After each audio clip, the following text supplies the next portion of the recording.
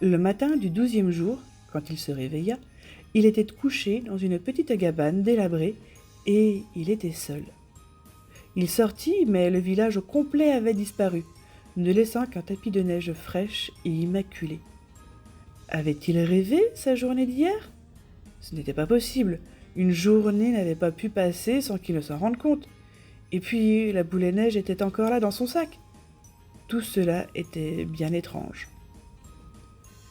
Comme il se l'était promis la veille, il reprit le chemin de la Norvège pour en savoir plus sur ce qu'était Yule. Une fois de plus, il voyagea à pied et traversa le splendide paysage au bord de la mer. Il lui fallut marcher longtemps pour rejoindre un village qui semblait hors du temps, comme si un village viking était resté tel quel au gré du temps qui passe. Il s'en approcha doucement. Il était devenu plus craintif depuis qu'il avait eu quelques mésaventures.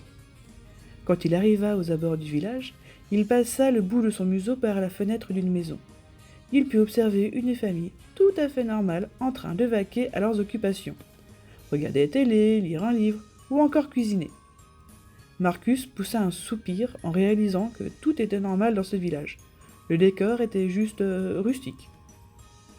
Il se promena donc dans le village où œuvraient divers artisans, forgerons, boulangers, savonnières, etc., etc.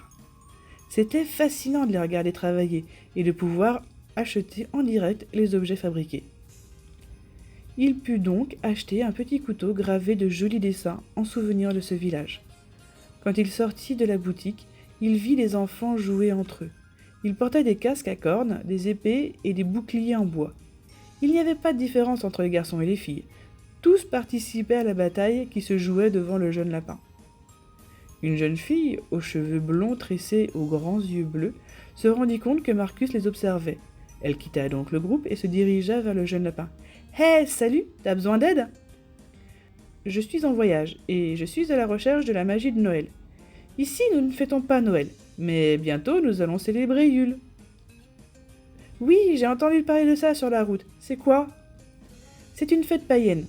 Ici, nous croyons encore aux dieux anciens comme Odin. Yule est la célébration du solstice d'hiver. C'est ce jour-là que la nuit est la plus longue de l'année. Les légendes disent que, cette nuit-là, la magie des dieux anciens tombe sur Terre. Nous allons faire de grands festins, des feux de joie rituels, en l'honneur des dieux nordiques ainsi que nos ancêtres. C'est une fête très importante pour nous, expliqua la jeune fille qui s'appelait Solveig.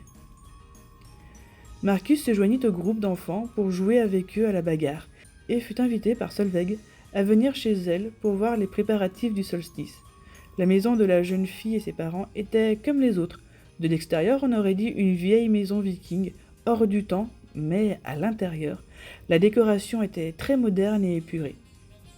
Avant le repas, Marcus et la famille de Solveig passèrent du temps en activité manuelle pour créer des torches miniatures, ainsi que des costumes d'époque pour le jour du solstice qui avait lieu la semaine suivante. Ce soir-là, il se coucha tôt dans la chambre d'amis familiale et s'endormit presque instantanément, tellement il était fatigué.